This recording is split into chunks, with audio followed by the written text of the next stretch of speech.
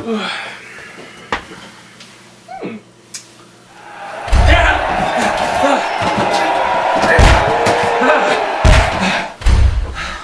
did you do? Dude, 2 words. Sam Adams fanboys. Have you not learned anything? Don't take sides in craft beer. Homie, don't play, yo. Homie, don't play. Come on, let's go get a beer. Alright.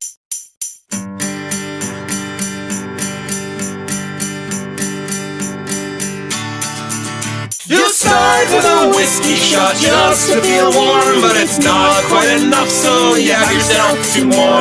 You hear a song and sing along, and it fills your heart with cheer, so you grab yourself another shot and a frothy kind of beer. You start with a whiskey shot just to feel warm, but it's not quite enough, so you have yourself 2 more.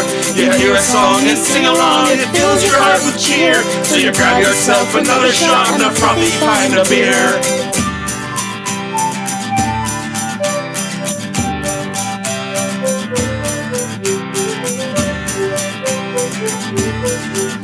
Whoa, this is all your stuff? Well, I don't recall shuffling $100 out on a lightsaber, Mr. I have to own every prop in existence. So let's talk about Star Wars, why don't we? If you don't live under a rock, you've heard the news that Lucasfilm was just bought out by Disney for, what was it again? $4.05 billion. Yes! Oh. Yes. Wrong one. Anyways. So, obviously, this raises a couple of questions. This raises a couple of concerns, maybe. I wanted to get your opinion. I think if the next film that they, because that's the whole reason why they bought it, is the next film that doesn't have Heir to the Empire on the title, I am burning things to the ground. I would agree with you on that one. So things will be burnt.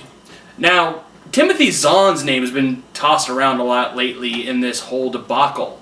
A lot of people are saying that Timothy Zahn, that the trilogy that he wrote, should be the next set of movies. Yeah! Heir to the Empire. Heir to the Empire, Dark Force Rising, and Last Command, which are the 3 books that you can find pretty much everywhere. Would you say that they need... I would say you could find it through Amazon. Would you say that they need to also find a way to put the Courtship of Princess Leia in those movies as well? If they want to do swords from the books? The Courtship of Princess Leia is an okay book. I mean, granted, it's 2.5 years after Return of the Jedi. Whereas 5 years later is the Thrawn trilogy. In terms of appropriate placement of where everything is started and the timeline, I don't really see courtship being a thing because I don't think they're using the original characters. I meant like certain elements from it. Certain elements, I could see it like as at least Peter Jackson draws from the appendices. Mm-hmm. I guess they would go through Zahn novels and Barbara Hamley and a lot of these other people as well. And if you don't know who any of those people are, Google, motherfucker. Yeah. Honestly, I think that this is going to be... Here's the thing. We were burned on the original... on the prequel trilogy that came out back in 1999, which, by my count, was, what? 11? How many years ago did that come out again? About 12? I don't recall. Came out in 99. It's been a while since the prequels came out. I know it's hard to imagine. We live in the future. But now we're living in a future where, well, movies coming out in 2015, so we have slated a Justice League movie, an Avengers movie, and another Star Wars movie. It's crazy. Yeah. It's freaking crazy. I don't know. I feel as though lately I've been burned by Star Wars. I have a bad feeling about this.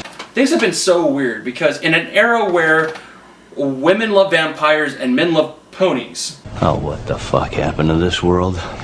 Okay? We then have a world... Men love ponies? Yes.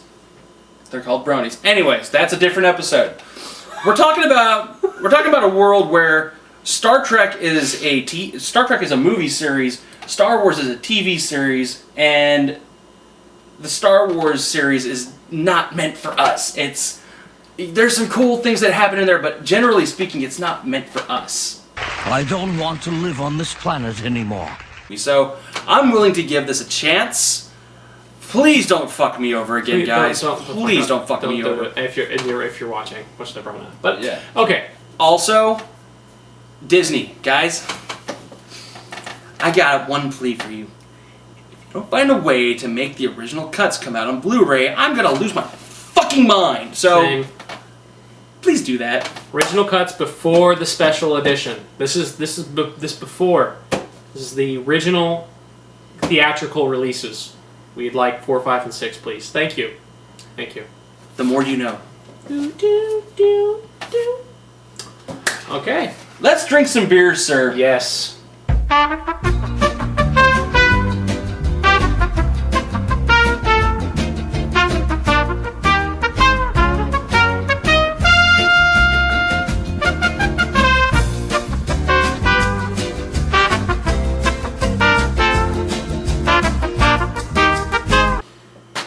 Our next beer is going to be Sam Adams Octoberfest. That's nice. You people sometimes. I swear. I like this. I like this too. This is one of my favorites. So, last episode I made the not-so-smart proclamation that Dogtoberfest from Flying Dog was better than Sam Adams. And You reap what you sow, sir. Yes. I, in all my wisdom, said this without even doing so much as a taste test. And, yeah. The scars are going to be with me for quite a long time, dude. Yes, it is. Anyways, let's go ahead and drink up some Sam Adams Octoberfest.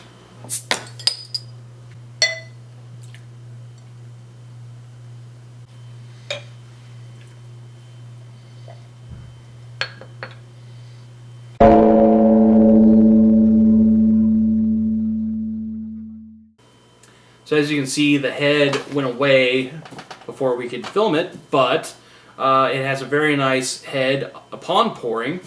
About, about yay big on top of the beer. It's got a nice copper tone. It says actually here on the bottle, in 1810, Munich celebrated the wedding of the crown prince with a special beer. After 16 days, the party ended, but the tradition continues. Our version of the classic Oktoberfest lager blends 5 roasted malts for a rich, hearty flavor that's perfect for the season or whatever you're celebrating.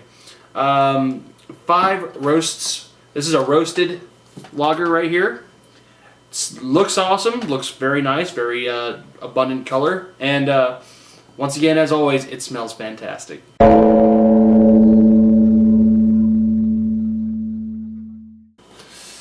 right. Cheers, sir. Cheers. Don't ever say I don't try.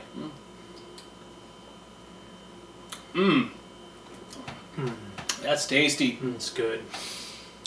It's got kind of a nutty texture to it. I think it's more. It has like a caramel tone.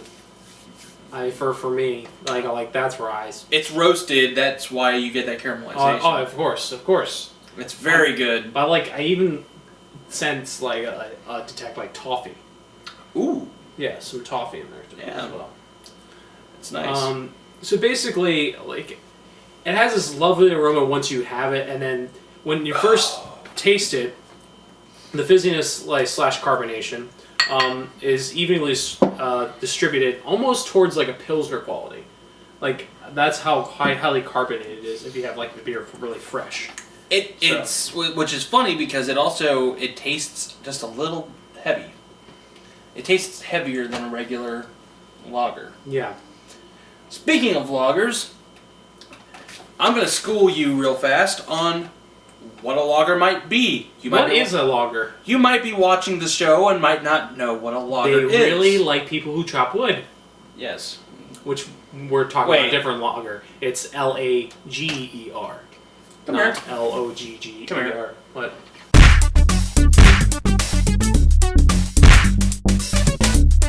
So, Here's a couple of notes on lager. I'm not going to go into an in-depth definition about what a lager is because people have been arguing about that for years. But here's some of the key notes of what a lager is. It's a type of beer that is brewed and stored at very low temperatures. Originally a German word for storage. I did not know that. Lager. Widely consumed and available in different styles. It's typically lighter with lighter flavors and colors. There are exceptions. You're supposed to always serve it refrigerated. And some lagers can be right around 14% ABV, alcohol per volume. Lagers typically tend to be one of the more wider distributed beers in the world.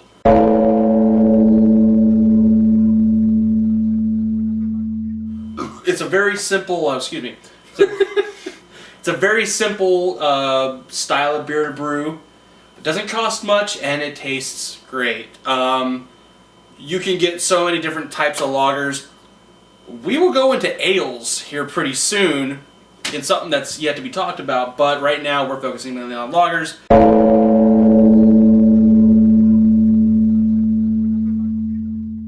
Anyways, let's go ahead and give this a rating, sir. How many midichlorian scales does this have? Oh, God, don't know. No, we're not doing this out of midichlorians. On a scale of 1 to 1,000, is it more than Master Yoda's? I'm going to give this 4. No, I'm giving this. I know, and I think this is the first time for me because I just really love this beer, and I guess I have a sort of a bias towards because I love this beer so much. Oh, but for a good reason too. It's almost.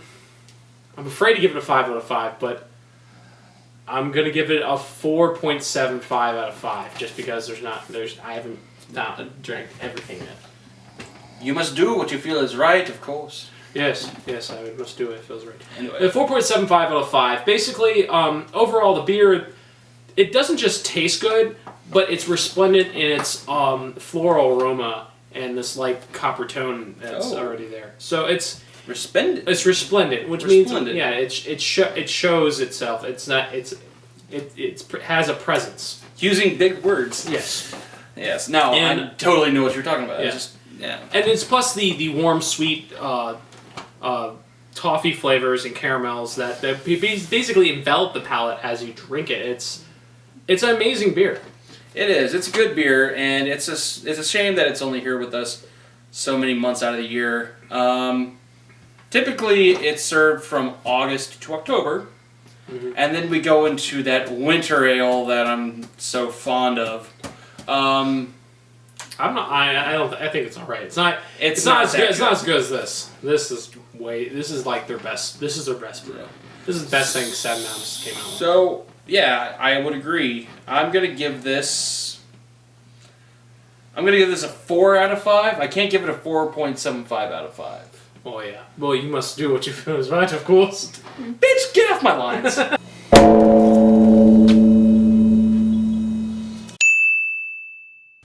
Pray I do not alter it any further.